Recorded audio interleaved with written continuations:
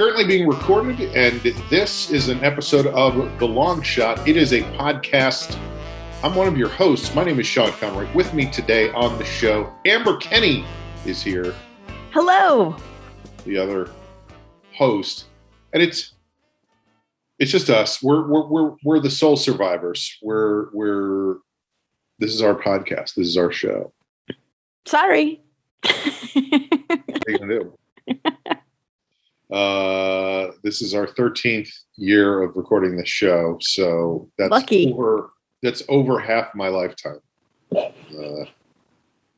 which is amazing. That I've grown up on this show, basically. Me too. This is like Gunsmoke, Yeah. Which I grew up on. Also, I grew up on that show as well. Wow. In the 50s and 60s. So we always like to start the show with a segment that we call it this. We also like to call it this. Mm-hmm. We love it. Checking in. So why don't we start today with Amber? Amber, tell us about what's been going on with you. Checking in. Sure. So, and just for new listeners, so you know what we mean by checking in. It's similar to when you're checking into a hotel and you tell the clerk at the desk everything that's been going on in your life while you're checking in, So anyway, I'm sorry. Go ahead, Anne. So, of late, Smudgy and I have been getting up and going for walks very early. I bookended that sentence with late and early. Nicely done. I didn't do that on purpose, but I come here for the wordplay, and they just got some, and so they're out.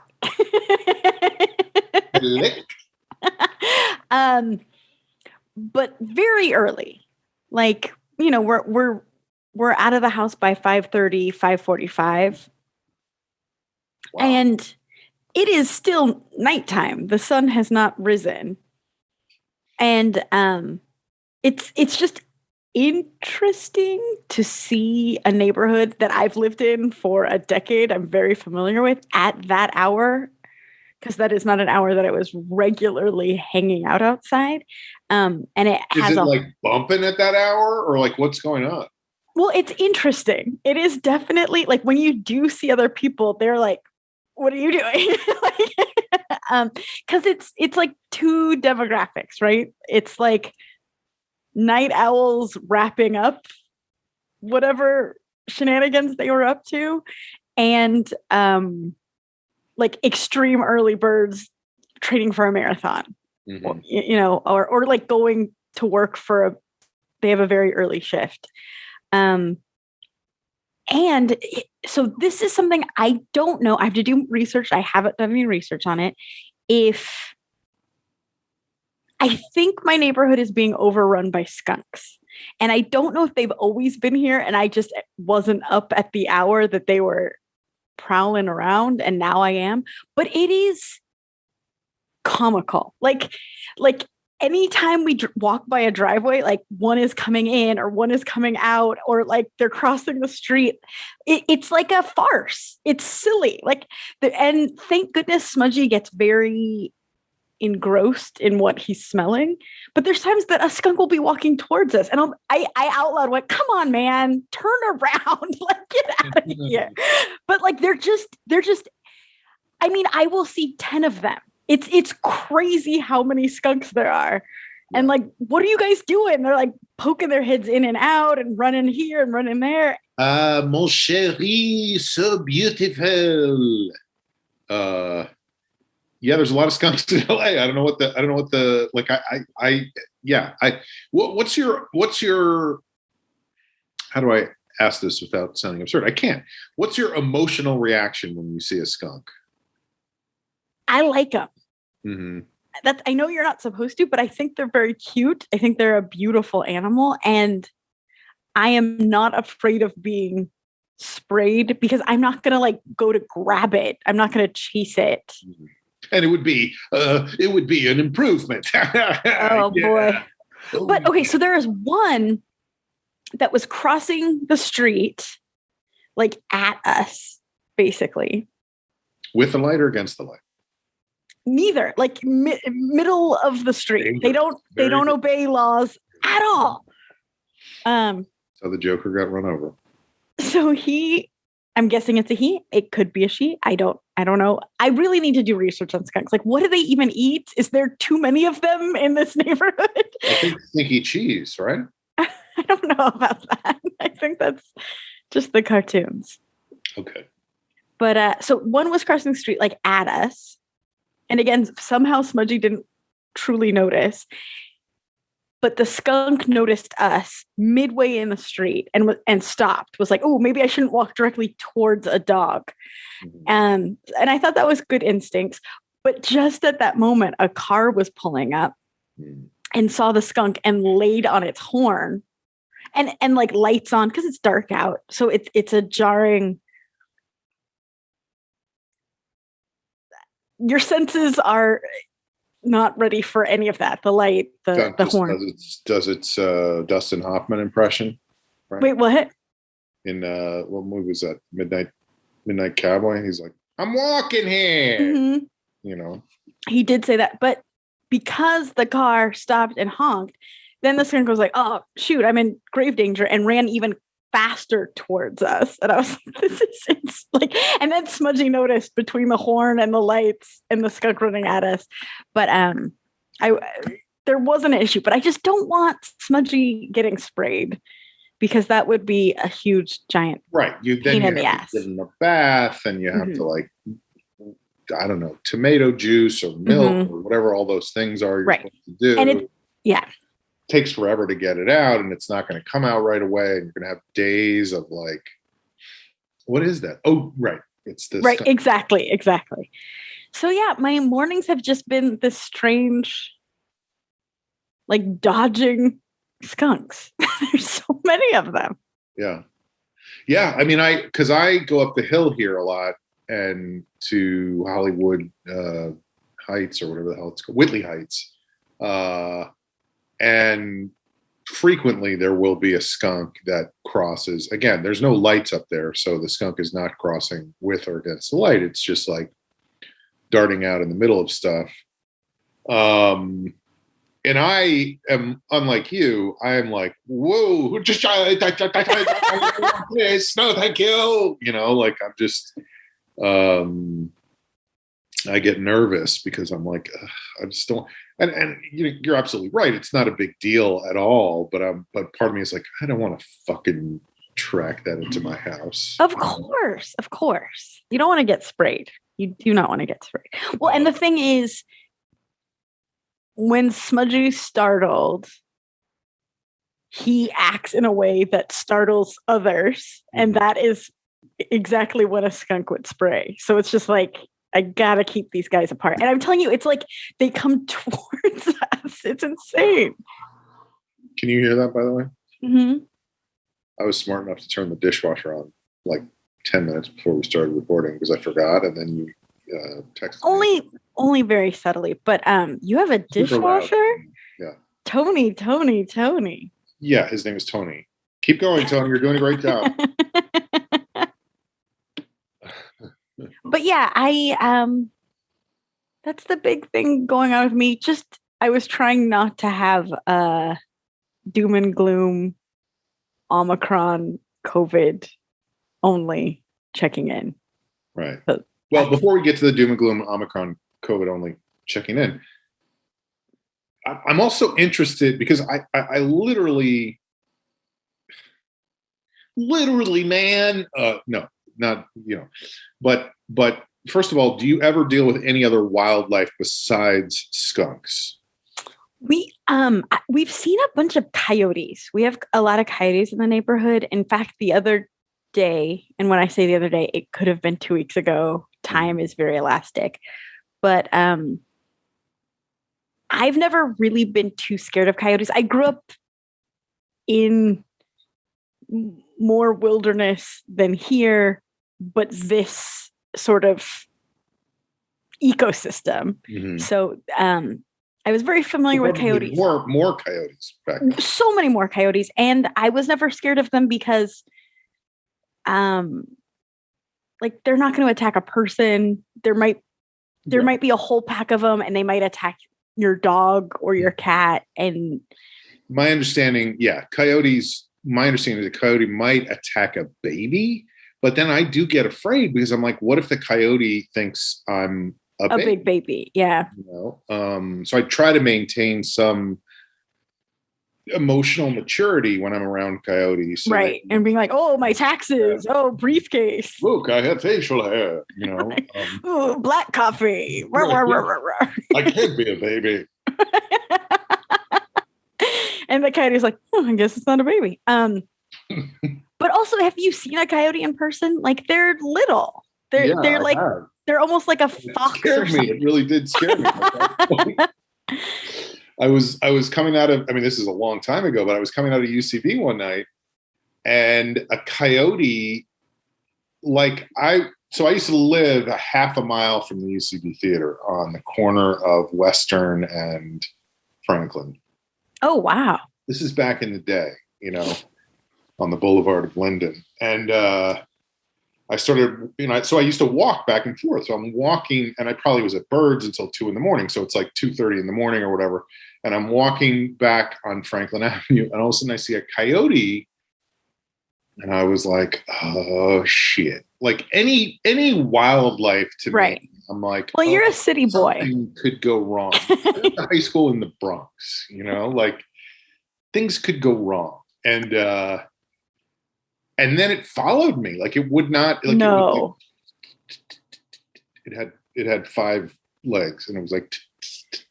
That is scary. The whole half mile. Yeah, I felt like it was stalking. It definitely was following. Did it think you were a baby? On purpose, and I was going like, I voted in the last election. Retirement accounts. Would you like me to buy you some beer? Oh, my joints. I love not drugs, but I mean arthritis. Medication. But the other day, so all of that said, I've never been scared of coyotes. Even like when you hear them doing their like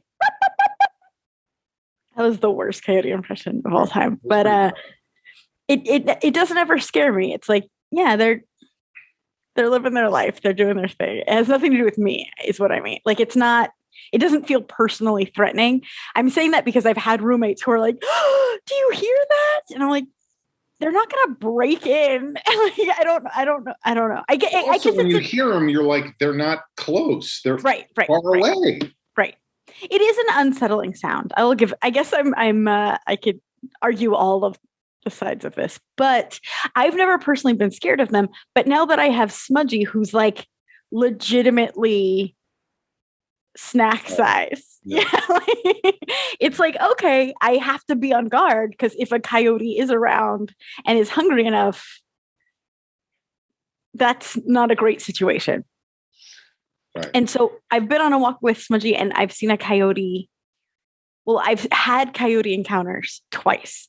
One time, the coyote was like catty corner from us. And I was like, oh, here we go. And he looked at us. And I know this isn't what happened, but this is how I perceived it.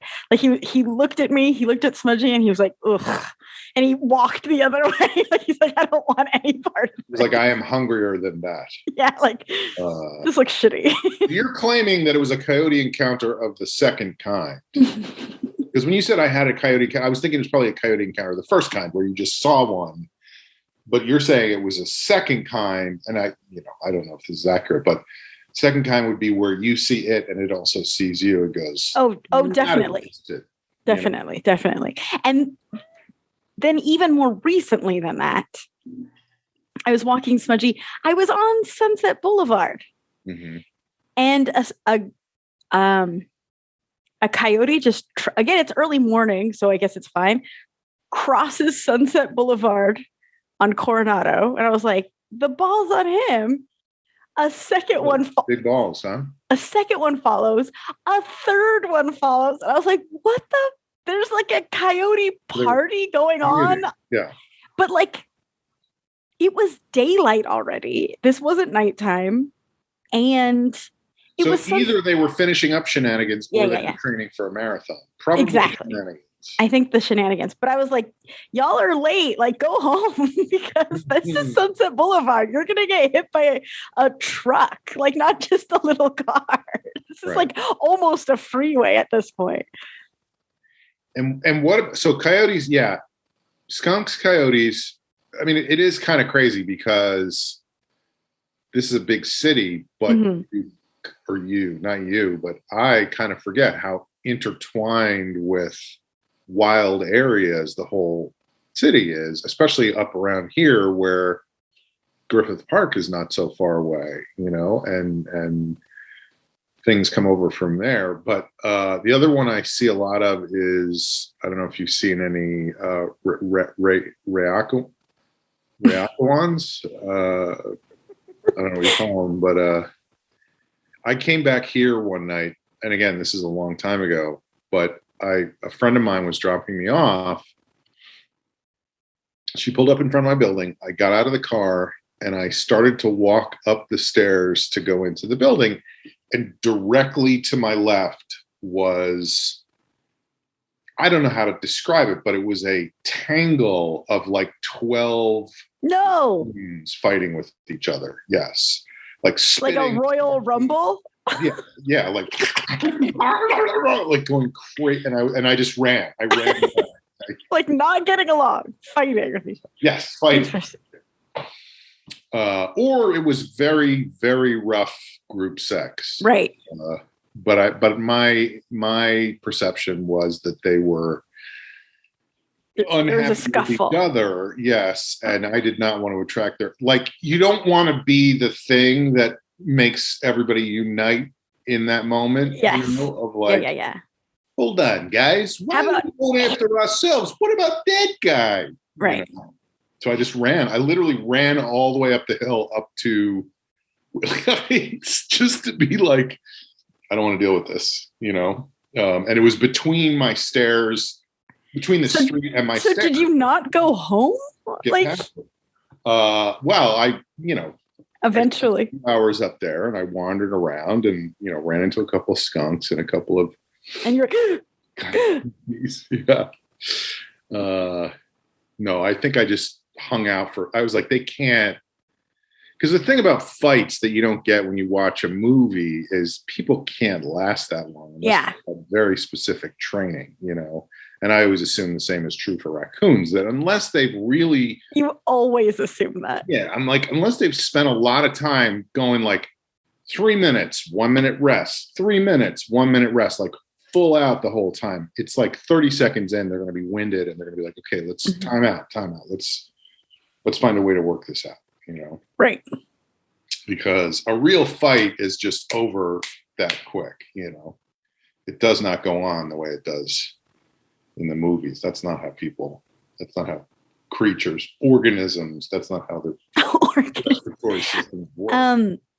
Yeah, and raccoons have those like claw hands, which seem scary. I see possums occasionally and squirrels, which I guess isn't interesting. I feel like squirrels are everywhere, country, city, like who cares?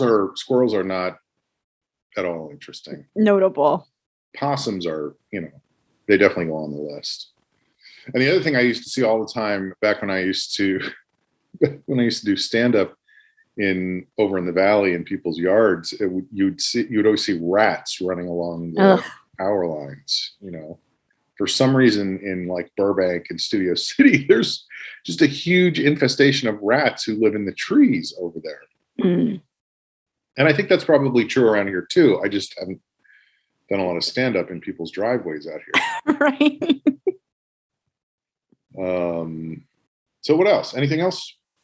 No, but have you ever had an encounter with the mountain lion that lives in Los Angeles?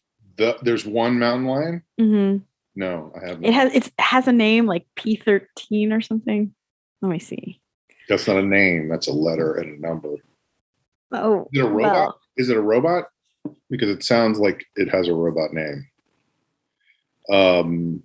No, I'm also fascinated by what you were talking about in terms of that hour of the day that is both the nighttime and the morning time. So there's two different. In fact, I have a pilot that I'm working on, and the very first thing I wanted to do in the pilot, like the opening scene, is somebody out jogging who, because there's a guy, we've talked about this a million times, but Playboy Liquors down the hill, there's a guy who's a bouncer there who's from one town over from me back east. And so I always like talk to him when I go there, and he wants to know about the public pool over in our area back east. He's like, have you been to Wilson's Woods? And I'm like, what went on with him at Wilson's Woods? He's obsessed with it. He definitely like lost his virginity there. You're like, it's not going to be as good as you remember. Yeah, exactly. But it was like a huge public pool complex that we used to go to when I was a kid. But my idea was to see this person out running, like in the, at dawn, basically. And then they run up and run into this guy who is still working outside the liquor store because it's still right. And he's like, his shift isn't over yet. Well, he's like, 6 to 7 a.m. is the worst time, because that's the time when we start serving alcohol again, and the people who've been up all night and have run out come back for refills, but for their last set of refills before they. So anyway, I've just been focusing on that confluence of things and that time period, because I think it's a funny, like, some people are out of their minds and other people are like, I got to be healthy, Right. Yeah. It's an interesting mix. It's also, like I said, I've been watching the sunrise, and it's been really beautiful and it's great. Unfortunately, Smudgy doesn't seem to have a lot of appreciation for it. So it'll be like rising, and I'll say, "Oh, let's walk towards it, Smudgy," and he'll be like, "Nah, let's go behind this dumpster where you can't see shit it." Going on, Yeah. Yeah. So, anything else? What did you find the mountain lion? What's the mountain lion's name? Oh, it's P22. P22. I think it was named that, by scientists, like a tagging, but it's theorized he is the only mountain lion in Griffith Park. It's kind of sad. He doesn't have anyone to mate with, or he doesn't have a. I know that story. Oh boy.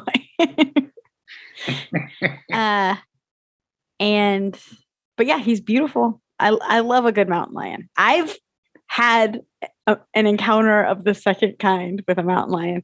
I think I've told that story on this podcast before, but about your dog. Mm-hmm. Domino coming over the bank. Mm-hmm.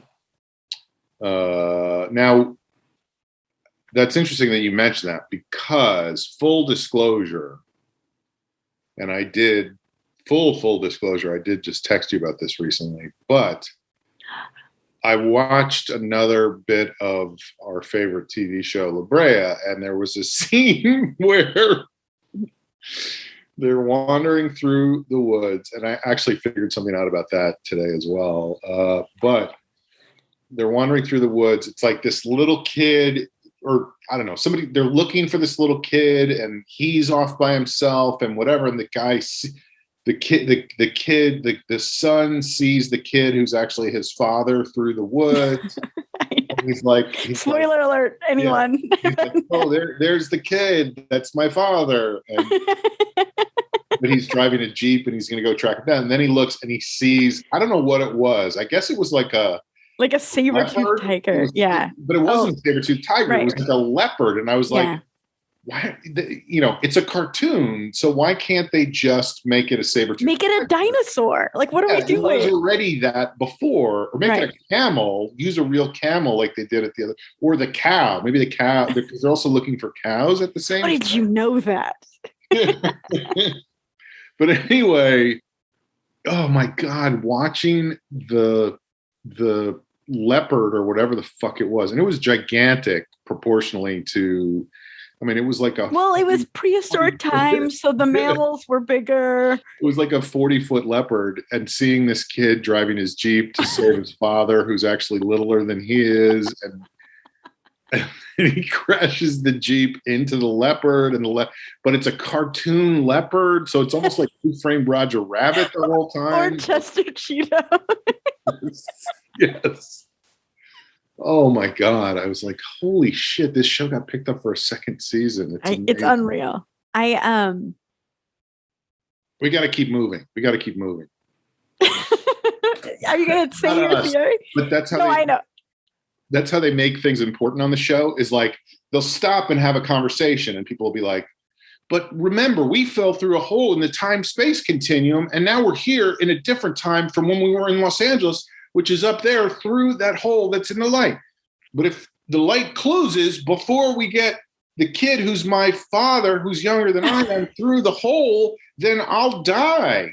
We can't allow that to happen. And then somebody goes, we got to keep moving. Like that's how they move on to the next thing. Like that's the scene blow in every scene, is like, let's keep going. We got to keep moving.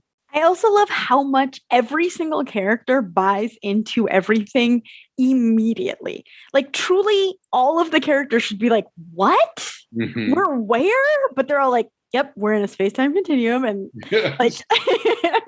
like everyone. Somebody finally said what I knew they were going to say, which is basically they quoted Rust Cole from True Detective, because they were like, this rift is 1988. And the guy was like, well, we came from 2021. And then she's like, time is a flat circle. Like, they just doing. Like, don't worry about it. Basically. Monologue. Yeah. I kept saying when we were watching the episodes that I was like, oh my God, I want so badly to go through the 1989 space-time continuum, and immediately it's like, relax, go do it. Like, yeah. And everybody would have like giant flock of seagulls hair, yes. and like a t-shirt with a tie on, because everybody was like that in the 1980s. Right. I just saw an episode of Friends where that happened. Like, they did a flashback to a college party where, like, Ross and Chandler were friends in college, and Monica and Jennifer Aniston go to visit them, and they show up and Chandler's there. And so I love the like mix of character names and actor names. Like, it's a wild cacophony. So they go to the Ross and Chandler party. They're looking for David Schwimmer, but they can't find him. So they're just talking to Chandler. Jennifer Aniston goes, "Hey, Matthew Perry, listen." Brad Pitt's ex-wife. But so it's him playing a younger version of himself. And it's just the cartooniest, right, like not how any human being actually looks. He just has like crazy moose up here, and the clothes are so funny, and all the extras are dressed the same and have the same haircut, and it's like, oh, right, that's what the 80s was like. Yes, definitely, absolutely, 100%. So yeah, it would be fun. But what I realized, because I was always like, where did they shoot this? This is like, like it looks very it's like New Zealand or something, right? Wild. Well, yes, Australia, Melbourne, Australia. And that's even funnier that they're like, oh, those hills, that's Hollywood. Yeah. No, it isn't. It looks exactly like Hollywood. But that also explains to me why there's so many characters on the show who are like, I was just a regular guy living in Los Angeles the way people do. I moved there to be famous. So I'm like, because I always was like, why the fuck are there so many Australian actors on this show? And now I get it. It's like, those are the cheapest people to hire because they decided to shoot over there. Right. This has just become a La Brea hash out. This is just a teaser for what's going to be like when season 2. I can't wait. But also how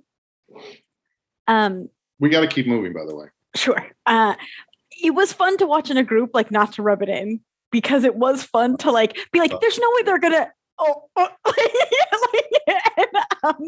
And but so when we were about to reveal that the little kid is the kid's father in the past, we all, like, someone in the group theorized that that's what it was going to be, and somebody else was like, no, like the flashes that the father is having are in scenes that the kid was not there. And I think it was Charlie who my friend Charlie was like, no, they showed a couple of scenes of like inserts of that little kid just spying. And so that way they can get away with, he saw That's true. He was always lurking early in the series. So like, sure, he saw a scene that he wasn't in. And it's just like, okay. Like that feels like something, and this is what I do in my classes all the time, where I'm like, it feels I have no idea how this process went, but I always try to game out like what the writer's process was and what the process was in the writer's room. That feels like something where they were like, oh no, let's show some scenes of him watching. So that like they were like, wait a second, we have all these things where he flashes back to stuff, but he wouldn't have been there. How do we fix that? And then somebody was like, what if we just show him lurking a few times, and then we get the idea that he's always around. You never know what he's picking up. And those memories were locked and loaded, things that he was not involved with. That was some of the most important things to him. Yeah, and you know, to go back to the idea that this show is their attempt to recreate the magic of Lost. Now, I never watched Lost. Did you? Yeah, me neither. I watched one episode and I was like, I'm good. Well, I had a tremendous amount of resentment towards that show, which is apparently a theme. That doesn't sound like you at all. But it was during my first writing job on Love Inc. For UPN, which of course we all remember that show. And that network. And that network, right. Kiss of Death. But I mean, I loved working on it and I had a great time and I learned so much. That was an incredible year that I worked on that show. But it was also a year where it was a multi-camera sitcom, which meant we shot the episodes live every Friday night. And so there was a very specific production schedule where we had to read the script for that Friday's episode on Monday morning, block the script on Tuesday, run it on Wednesday, rewrite it on Wednesday afternoon, rewrite the following week's script on Thursday to get it to the actors by Friday afternoon for the Monday morning table read, and then rewrite the script for Friday and do the script for Friday. So anyway, what that meant was it was very time oriented. Yes. And what would happen was the show Lost aired on Sunday nights. And everybody on the staff watched the show. And so we would come in on Monday morning and do. And you're like, we got stuff to do. Let's get right to it. Well, we would always start with a table read because we knew that we were going to shoot that script on Friday night. So everybody would come in and it was, like, this week's episode was written by blah, blah, blah. And everybody would go, hooray. And we'd read through the whole thing and we'd get laughs and whatever. And then we would go back to the writer's room and everybody would be like, can you believe what happened last night on Lost? And that would be the rest of the day would be just discussing last night's episode of Lost, which I was not watching. Right. And refused to because I was like, this is an absurd waste of time. Because then what would happen was because we spent the entire day Monday not working and just talking about Lost, by Tuesday afternoon, we would be way behind on everything we had to do for the week, which meant that Wednesday we would stay until 3 a.m, 4 a.m. Thursday we would stay until 3 a.m, 4 a.m, and then Friday we would shoot. And so, you only stayed as long as it took to shoot the episode, which sometimes was longer than others, but it was never more than 3 or 4 hours. But it meant that 2 days a week we were staying till 3 or 4 or sometimes 5 a.m. That's insane. We were wasting an entire day talking about this goddamn TV show. So anyway, I never watched it, but in the episode that I was watching today, because the whole thing about Lost was all these people are in a plane crash, And over the course of the series, you find out more and more about each of them and where they came from and what their backstory was.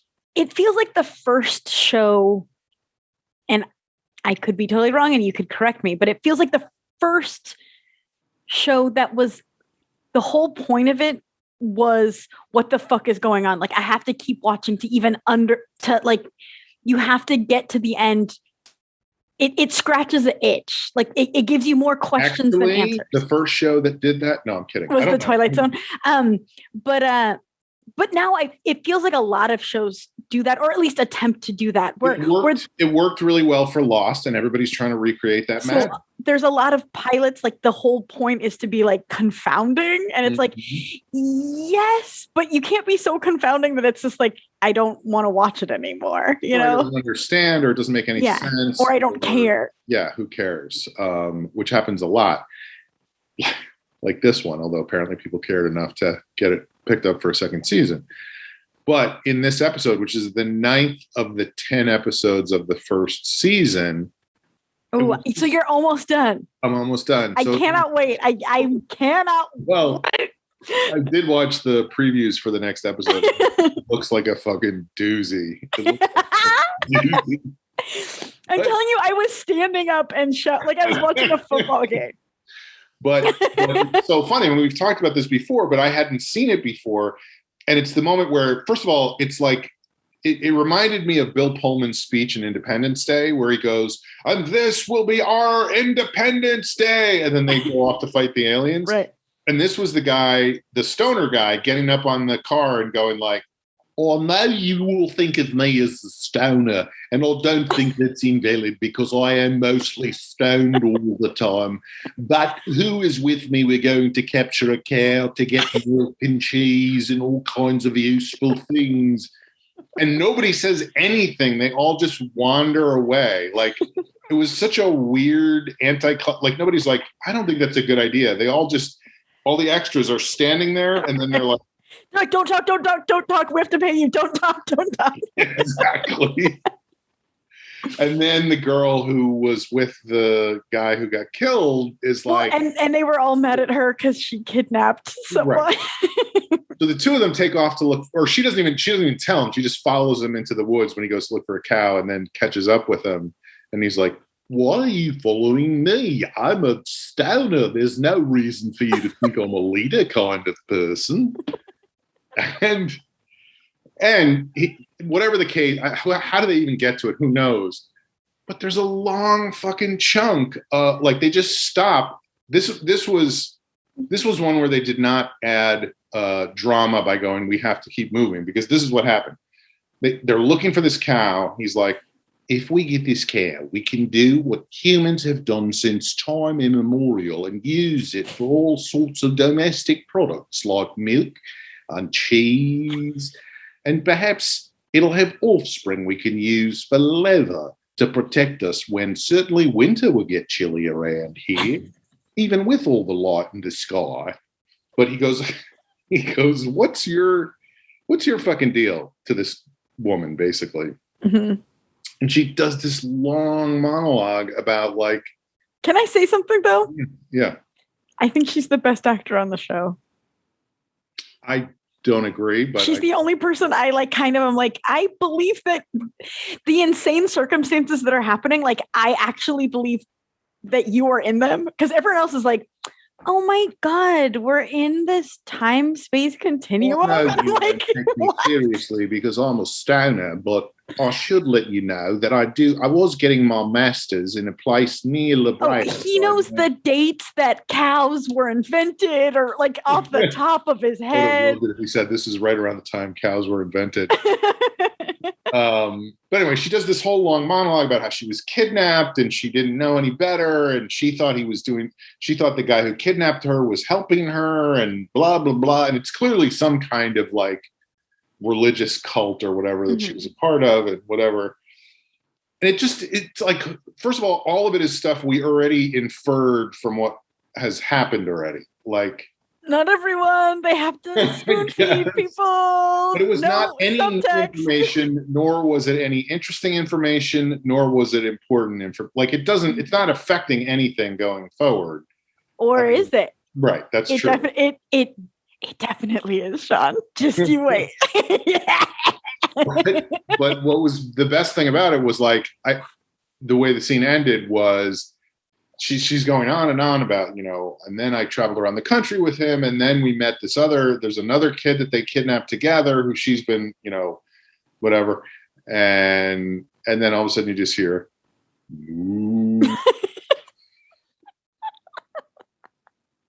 so the cow found them. I was like, keep it moving. Yes. That was basically it. The cow got the memo and was like, yeah, we got to keep this moving. We got to keep moving. Stop, guys. So anyway, what a treat. What a treat that is. And I still have one more episode to go. So I did a photo shoot today. Oh. Yeah. Like headshots? No. The alumni magazine of my college is doing an article about, I guess it's I can't figure it out. You think it's going to be a smear piece? That's what I said today. Well, what it is, and I couldn't tell if this was the article or if this was just an idea for a series of articles of things that used to happen at that college that don't happen anymore.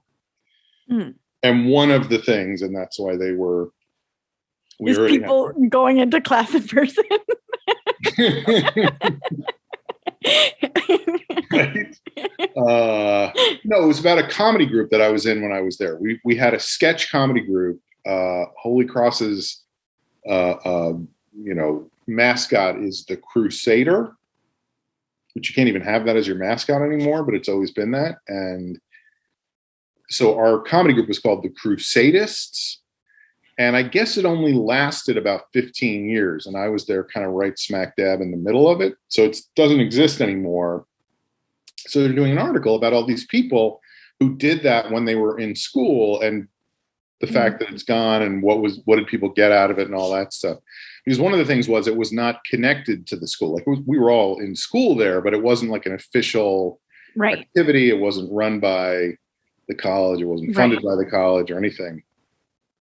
And anyway, so today they asked us, so several of us, there was about like 10 or 11 people in the group when I was there. And they got in touch with one of the people who got like 4 of us to be interviewed. And then today we were going to take pictures, but literally pictures just like this, like a Zoom, just everybody in their little Zoom thing and a screenshot of that, because that's all anybody's doing at this point. Like, and the people that I was in the pictures with were in Colorado and Arizona and New Hampshire, so it wasn't like we could have just gotten together and done something together. But it was funny because somebody was like, should we put like costumes on or something? And I was like, no. Veteran of 30 years of like sketch group photos. No, we should not. I absolutely advocate against that. I didn't stop everybody because there was a couple shots taken with various accoutrements. Like what? I don't know. At some point, somebody went and put on like a cowboy hat and a blanket as if they were like a Good, the Bad, and the Ugly kind of thing, and but that is what I said in the middle of it all. I was like, do you guys think if that because I can't get a sense really. Do you think this might just be a big smear against us? Like that's the point of the article, is to denigrate our comedy from 35 years ago? To cancel you? But which, by the way, would be easy to do, I'm sure, based on what we did 35 years ago. I mean, just based on the name of the mascot and the name of the sketch team. Crusadeists. Yeah, you think sadism is funny? Come on. Yeah. So anyway, that was my big thing for the day. And what I did was, I was like, I can't have this be the background for this photo that's going to be in my alumni magazine. Like this is just too. No, I'm puking in my mouth right now. It's disgusting. Yeah.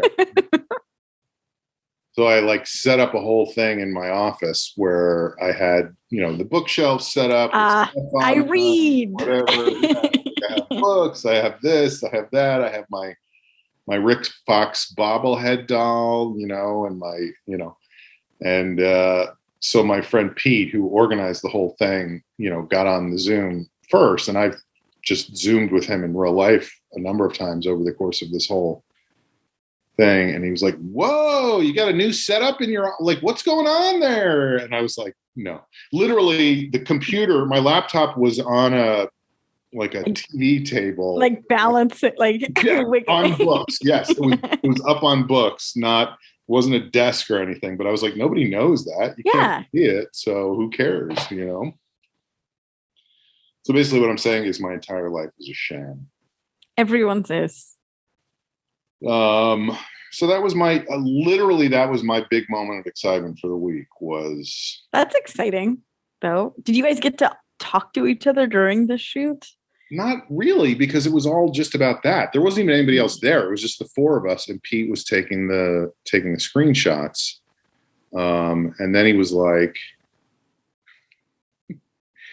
"This is a problem that I think it's funny to do bits, to push bits farther, but sometimes it's hard to understand them, Mm-hmm. I don't think that was true in this case, but he took a bunch of pictures and then he sent them to all of us and was like, tell me which ones you like. And of course, I don't like any of the ones that I'm smiling in, which is the ones that everybody else liked, because they were just smiling the whole time. But I was like, I defer to you guys. Whatever you want to do, I'm okay with.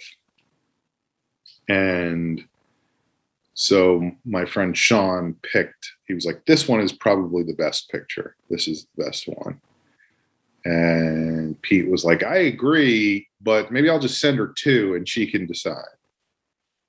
And Sean wrote back and said, why would you send more? Like, pick the one you like the most and make they'll use the one you don't like. Yeah, like, why would you give another one? And so I was like, I feel like if we send more, it'll point out how good the one we like is and be more convincing. So maybe we should take some more pictures and do more bad ones, and then send like 50 bad ones so that the good one really stands out. And people are like, my calendar, like.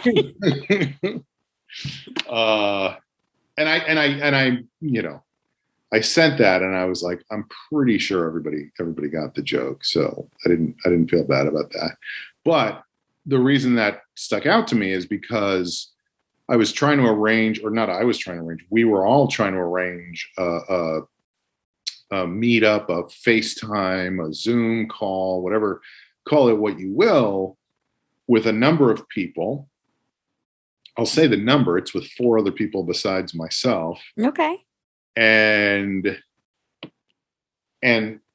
that's a lot of people to find a good time with, and I'm on the West Coast and they're all on the East Coast. And that's always problematic because for some reason that 3 hours just makes a huge difference. Like, it's always a fucking problem one way or the other. But we finally narrowed it down to a couple of times, like this time or this time. And somebody was like, I'm going to pull the trigger and say, let's do it at this time. And then immediately somebody else was like, I'm not available. Well, no. Available, but like, I can only be available for like 15 minutes at that time. And I was like, Jesus fucking Christ. Like, are you kidding? And then of course it turned out that they were kidding, but this was all on text. So it was like, nobody knew that this person was kidding. They just, like, the joke was saying, I'm only available for 15 minutes. And it's like, that's not exaggerated enough to right. 30 seconds or something would make it a joke. Like, when I go, we should take 50 more pictures and send all of them, I think that exaggerates it enough to make people go, oh, he's joking. He's not serious. In addition to the initial idea being absurd. But when somebody goes, I can be there at that time, but I can only be there for 15 minutes. It's like, Is that a joke? That's not a joke. That's just a lie. Yeah. This is making me think of two things. I'm saying this out loud so I don't forget to mention two things. First off, because it's a Zoom photo shoot, how come you couldn't just send in like a selfie? Why did it have to be done together? I think it was just all four of us together. Okay. One of it, and I'm sure if anybody was, you could just edit it to look that. Yeah. But you're that's above all of our pay grade. Sure. Okay. The second thing is you talking about joking and the other guy joking. It reminded me that I was sassy. I was like myself and sassy at a work meeting for the first time since I've gotten into this new role. Mm-hmm. And I was very proud of myself. It made me feel like, oh, I think I'm comfortable. Like I'm me, I'm home. But, and it got pretty big laughs. And I hope the people who didn't laugh don't think I'm the worst asshole in the world. But can I tell you what it was? Yeah. So we have this year-long initiative for Gabby's Dollhouse where we're celebrating the characters' birthdays. And there's a character birthday each month of the year. What is it for? Gabby's Dollhouse is a show we have. It's a preschool show. It's very popular. But I thought I just didn't hear you the first time, and I was like, if I get her to repeat it, I'll know what this is. I'll clearly know this famous thing, and it is famous if you had a 3-year-old. But so yeah, we're doing a year-long initiative where we're celebrating the different characters' birthdays, and so I was talking about that on a call with our PR team. And midway through, I'm laughing just thinking about it. Okay. One of the ladies in PR was like, so these birthdays, did you guys just make up the dates or like ... And I completely straight-faced was like, no, those are the days the characters were born. And I was so deadpan that like people were confused. like, of course we made up their birthdays. Like, what are you talking about? They're fictional characters. Yeah. What do you mean? I just thought because it comes on George Washington's birthday that maybe you were doing it in honor of someone else. And so people eventually caught on. No, people were like dying laughing, but I just hope that the person who I directed that at didn't feel like a dickhead. But she's sassier than all of them, so I think it's fine. But that is the problem with jokes like that, is that they can backfire because the person goes, "Oh, you think I'm stupid? Like you think right. That's a stupid question?" And it was. Well, I was just like, I'm not going to answer that. I can't. Right. But that said, when you're in a role of responsibility, it feels like you shouldn't be joking around. She's above me. You can crush people. She's above me. She's got more seniority, more pay. I'm fine. Punching down, I'm punching up. She's higher than me. Just saying, if somebody is in the pecking order is somewhere below you, it feels unfair to be. Yeah, I would never. Really going after them. I know. So that's just something to think about in that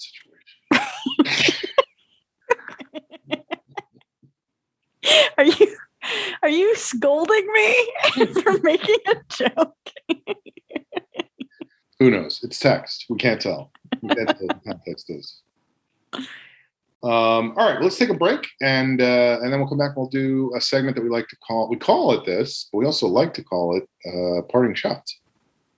And that's like when parting shots is similar to when a ship is leaving port, and the fortress in the port fires a salute as the ship is leaving, and the ship fires a salute in return. Mm-hmm. It's called parting shots. Yeah, but we'll do it with our words. I actually have a rifle. Right. Please no. Please no. Rip it. All right. Bye-bye.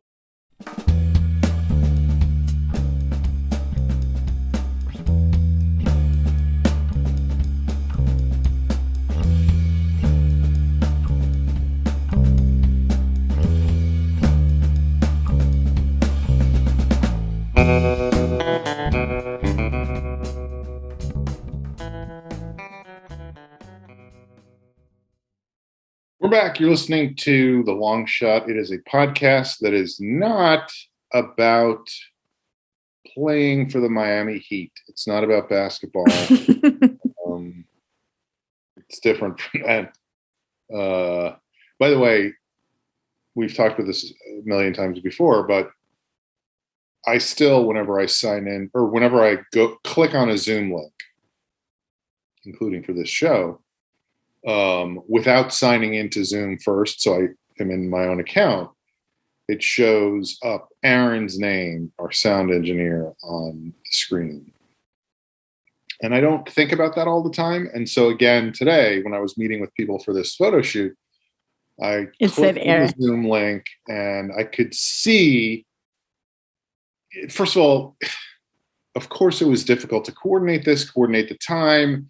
My friend Pete, who set the whole thing up, accidentally, we were supposed to meet at 6 p.m. Eastern time, which is 3 p.m. here and 5 p.m. in Colorado, or 4 p.m. in Colorado, right. Like whatever the fuck. And he made the Zoom invite for 5 p.m. Eastern time. So he sent everybody the thing, and then I got it, and I sent an email back to everybody like, oh, I thought we said we were doing this at 6. Then there was somebody else who was supposed to be coming who we didn't know if they were coming or not. Whatever the case, Pete was by himself when I came in, and I know that it said Aaron on the thing. And before I could turn on my mic and visually be like, it's me, I saw him just go and sign out, start to sign out. Oh no. So I clicked on the mic and I was like, Pete, it's me, I'm here. And so he was like, oh, I thought I was in the wrong Zoom. Oh no, that he set up? How could it be wrong? Up, yeah. That shows you how goofy the people I went to school with are, those Crusaders. So it's time for a segment on the show that we like to call Parting Shots. Let's start today with Amber. Sure. So I think last week I talked about one of my highlights was the fact that we got a big, new, beautiful TV. You did? You said it was 95 inches or something? Well, this is it right here. It doesn't work. 2 inches. Oh no, it doesn't work. It doesn't work. It just stopped turning on. The light from inside wouldn't work. So you would see that it was on. And if you looked closely, you can see outlines of things and sound, but there was no visuals. And everything's fine now, but it definitely created a bit of a meltdown in our household last night because this bad boy is pretty heavy. Mm-hmm. And Jeff, it's actually ironic and hilarious because Jeff keeps the box for every appliance and it drives me crazy. I'm like, when we move, we could put it in a different box. Now we have to store all these stupid boxes. What box do we keep the boxes in? Right. But ironically, in this case, he's like, I'm getting rid of this box because it's taking up so much room. Too big. It's way too big. He got rid of it maybe 2 days ago. Mm-hmm. And so now he's like, now I have to return this goddamn thing. I don't have a box. It won't fit in our car. It weighs 80 pounds. Logistically, how can I even return this? Mm-hmm. And I think it was also a meltdown situation because we both had maybe slightly stressful days at work. It's a very stressful universe, society, culture that we're living in. Everybody is just under the gun right now. And so and typically we would have been like, you know what we're going to do? We're going to put on a TV show to get our mind off of it. And we couldn't even do that. You can't put on a TV show to get your mind off your TV when your TV is the thing you need your mind taken off of. Right. And I'm not proud of it. And I am proud of myself for not saying it out loud. But while Jeff was melting down last night, I was in my head being like, our too big TV doesn't work. Like, if this is our biggest problem, we're doing okay. Like, look at the world right now. But at the time, I didn't say that because everybody exists in their own reality. And feelings are valid, know. And I know that. But in my head, I was like, we're okay. We're doing A-okay. If it's like, I don't know. Somebody else being successful doesn't take away from you being successful. Other people having TVs that work doesn't take away from you not having a TV or having a TV that not works. And we never got rid of the old little one. So right before this call, that's why this is here. We set up the little one, and now it looks like a postage stamp because we were used to seeing that. So everything's fine. Everything is fine. We typically don't use Amazon a lot because I think that it's an unethical company, and I try not to support it, even though I know every website is pretty much hosted by Amazon, and you're supporting Amazon even when you don't mean to be supporting Amazon because it's like an all-inclusive everywhere company. I try to consciously at least not add to that by purchasing things from Amazon, or we don't have Amazon Prime. I'm not a hero. It's just that is I think you are a hero in a sense because you just taught me that it's actually not called amazing. I thought this whole time I knew why they called it amazing. Yeah. But yeah, I don't know. We all have our like lines in the sand, the little tiny things we do to lines in the sand. I mean, that's what happened with Syria with the Obama administration. Sure. Yeah. No, but like the things that we do where it's like there's no ethical consumption in capitalism, but you have to draw a line somewhere so that you can look yourself in the mirror and live with yourself. Anyway, all of that said, we got the TV on Amazon because we had gotten an Amazon gift card from his family. It's like a hilarious thing because every time we're like, we don't really use Amazon, we always get an Amazon gift card. But this is a gift card. Right. You don't have to use Amazon. This is a gift card. Anyway, so the gift card didn't cover the whole TV, but it was like a good discount, and then we bit the bullet and just used Amazon. I know how gift cards work. But all of that said, so Jeff was just like beside himself of like, this is going to be a fucking nightmare, and I'm going to have to like, it's like a full-time job to figure out how to return this goddamn TV. Yeah. And so at one point this morning, he's like, I'm calling customer service right now. Like, kind of pray for me. I need to be built up. I don't know if I can handle this right now. Right. Because he calls customer service and then he's just on hold for an hour. Right. And then or they're like, you can't help him. And yeah. He came back 15 minutes later and he was like, that was the most pleasant experience I've ever had with customer service. They were like, oh yeah, we've heard multiple people have this problem with that TV. That sounds like a big bummer. Just get a box. It doesn't even have to be pretty. Like, go to Home Depot. It could be any box, and somebody's coming to pick it up on Tuesday. And so he's like, I know we don't like Amazon, but that was pretty great. I feel like something like that is just Amazon. I mean, amazing. Yeah, I mean, this didn't happen with this TV, but the TV I had before this, because before we had these fucking flat screens, I don't know if you remember, but you think this is heavy. They were insane. And so and also awkward. Like, it's not just heavy. It's like there's no good way to carry balance. Yes, yeah. Exactly right. So years ago, when I got my first big TV out here, which was before flat screens, so by big, I mean it was like 400,000 pounds. Yeah, it was so heavy.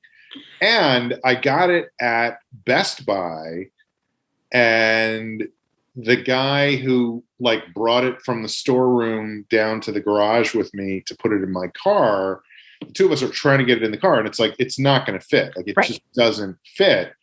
So let's just take it out of the box. I don't need the box. I don't save. Sorry, Jeff. I don't save boxes. I don't. So I didn't need the box. So we took it out of the box and we put it in the back seat of my car. And then I was like, I can't get this out by myself. So for 3 days, I was just driving around with a TV, fucking giant TV in my back seat because I had to schedule to have somebody come over and help me carry the TV from my car into the house. And you're just being like, "Hey, everyone, break into my car. You can get a big like TV." I couldn't, and do I park on the street? I don't think so. I don't think so. Or do I park on the street? Because if somebody can steal that TV, you deserve it. Yeah, congrats. Yeah.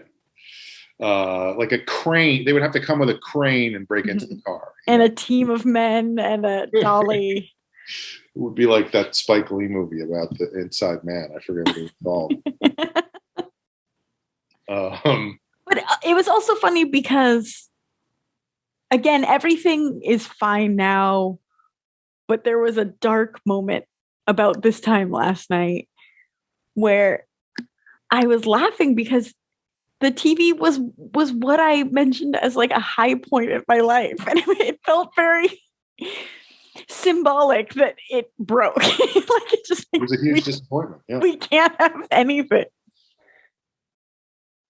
And it's also funny how your mind just can do terrible things, because I totally empathize with Jeff's misgivings about getting on the phone with anybody. Like, I just don't want to do that ever. Right. I had a thing the other night where I pay my maintenance through a website every month, and I could set up recurring payments, but I just don't want to do that because I'm having had this happen to me in the past. I just have too much fear about not being able to pay the maintenance and getting fucked over because it's like overdraft, double, late payment. Yeah. That has happened to me. And it's very expensive to be poor. Yes, exactly. And so I went to pay the other night. And the thing about this is, if you don't pay by the middle of the month, you get charged interest because you're late. And the thing about that is, the middle of the month is the 15th. But if you pay like on the 10th, sometimes they don't process your payment quickly enough. And so you get charged. And so I always try to pay the first couple of days of the month. For whatever reason, I didn't do that this month. I finally got there on like the 10th and I was like, oh, I have plenty of time left. And I could not get into the website to make the payment. No. And so I'm like, oh, fuck. So I have to call the goddamn management company. And of course, my experience with them is they never call me back. They just don't call me back. Like, hey, this is Sean. I live at this address. You guys manage the property. This is the problem right now. We've had a problem where there's been problems with the door in the garage. You can't open the door because it's too heavy. And then somebody tried to open it with their key and the key snapped off in the lock. And then somebody who lives here was like, I'm going to change the lock myself and change the lock. And that immediately broke and blah, But when I put somebody on an email and said, hey, this is fucked up. Like, you can't get out of the garage unless you have your clicker. And that feels like a fire code violation. Totally. Although I could just be making that up. That's what I always say in these emails. I'm like, I could just be making this up, but it feels like a fire code violation. So if I'm wrong, please feel free to ignore this. But if that is a thing, we should probably look at it and get it fixed. Right? Who's with me, folks? Like, I always treat the emails like a where are you coming from tonight, folks? Anything celebrated a birthday? You, sir? Yeah. But anyway, I just, it's that thing of like, in my head, I was doing exactly what Jeff does in a different way, where I was like, I'm not going to get through to them. They're not going to take my money. I'm going to get charged extra. I'm going to have to fight with the board to not get this $70 late fee or whatever, which I just don't want to pay. And I don't want to get into it and blah, blah, blah, blah, blah. And it was not the same where everything was like, oh, it worked out great. That was super pleasant. But I left a message because I also knew that the person I usually get in touch with has recently left their job. Nice. So I couldn't get somebody on the phone. I didn't have an extension to call. I just left a message and I was like, this is who I am. This is my number. Please get back to me. This is what I want to know. And later that night, I got a link on my phone. That was the extent of it. They just sent me a link on my phone that was like, you can sign up for the new website here. So it wasn't anything I was doing wrong. They just were in the process of There was a new website and they didn't tell you. Yeah. So it was a lot of mental aggravation for nothing. That is very frustrating. The title of my autobiography. A lot of mental aggravation for nothing. Okay, so parting shot for me is, or unless you have more than. No, I was just going to say also, not ironically, but notably, interestingly, like Smudgy has been pretty good, but yesterday was a rough day. He was just having a day. He started the day bad and it never got better. And the TV broke. So I think between the two, Jeff was just like, what is our life? And then again, this morning, Smudgy woke up and he was a perfect angel. Everything's fine. The TV's going to get like, it's funny how big a difference 24 hours could make on the same two problems that were like crushing our soul. Such a good thing to always remember, and yet always so hard to remember. Totally. And you do focus on those things, like, yeah, exactly that. Like, what the fuck is our lives? Why is this happening? In a similar vein, I have had problem after problem with one of my toilets. I mean, I don't want to get into the difficulties I have with the toilet all the time, but the fact that you have multiple toilets is Tony. Yeah.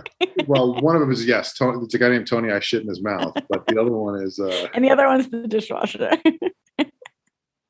Tony. They all spell it differently, like the group.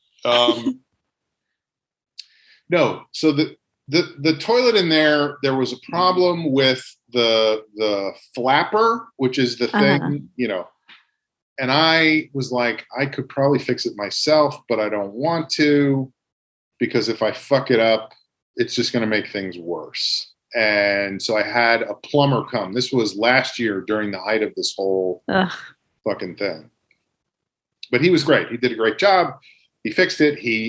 I don't know if you have a problem. I have a problem in my building or my apartment, my domicile, my place of living, where there's just sediment that builds up in toilets and sinks because of the hard water in California. Oh, yeah.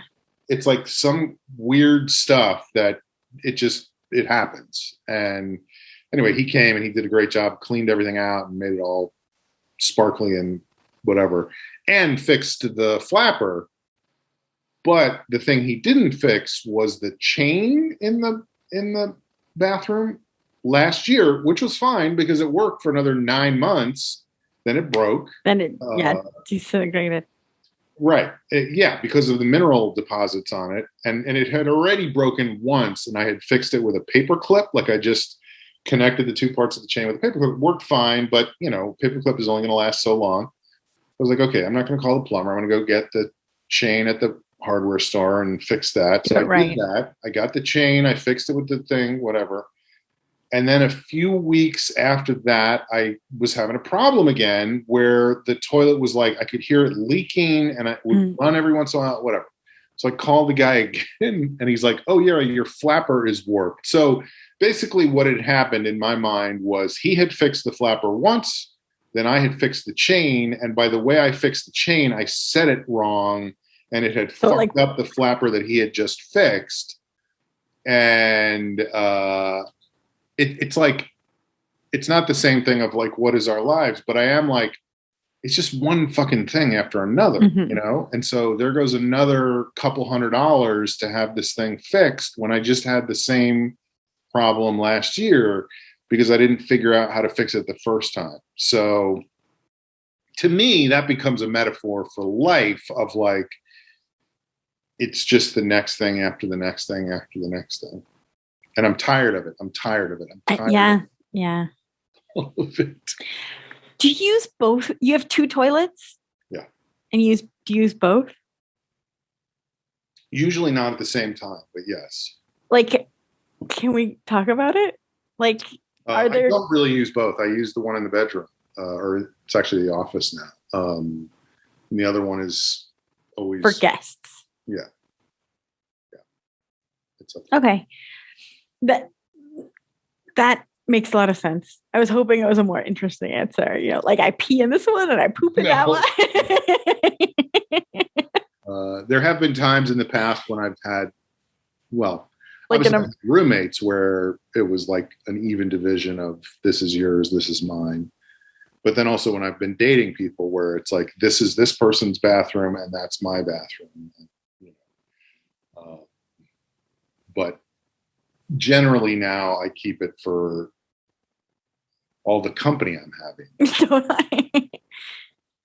Or it could have been like Omicron, I was having people over a couple times a week for working on stuff, and that was what they would use. Although it is weird how many people, when I'm having them come here to work on stuff, are like, I got to take a shit. I'll be back in an hour. Makes things awkward. To put on some music. Yeah. Thought we were going to work on this project. But I guess you got great toilets. You got famously great toilets. Yeah. The flapper. Well, whatever. When it's working, it's great. Yeah. I think that's it. I think that's all I have. I mean, look, we have 7 states forging elector statements to Congress. We have sedition charges today against the Oath Keepers. A lot going on in the world, but who cares? But my big TV doesn't work. My toilet. They won't call me back when I call them about the maintenance charges. Yeah. Hell in a handbasket, not hell or high water. All right. Well, that is our show, folks. And please help. Do something. No, I don't know what to ask people. Like, you're always supposed to end these things with some kind of please. Yeah. Just keep listening. Enjoy. Yeah, that's the whole thing with social media. Is like, you say your thing, then you have your point, and then you have your call to action. So, call to action is this week is do an act of kindness for someone else. I like that. Just be kind. Go out of your way to specifically be kind to someone else, not just your regular. Because I feel like people who listen to the show are generally we got some nice fans. Kind anyway. All right, that's it. We'll see you next time. Bye. It looked like I wake up at 5:30. Yep.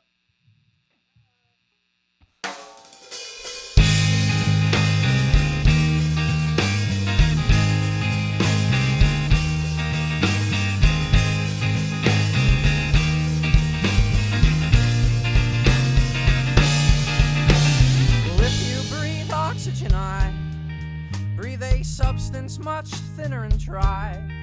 And if you don't keep reminding me, I won't remember your name. So I'll check tomorrow to see if there's anything left here of me. And if there is not, I won't listen to a word that you say. And I'll go remembering you by the shipping, the sharks, and the shoes. And all of the times that I ever spit or screamed. And I'll call the characters out, and you will jump into my mouth to see if I spit all those diamonds off of my tongue. 'Cause it turns out I have. You're stumbling like somebody else. When I lose both my hands, then I'll maybe have reason to doubt that I'll hold you again. And maybe you won't seem so sure that I'm missing my skin. 'cause my skin is still missing yours. And you're stumbling again.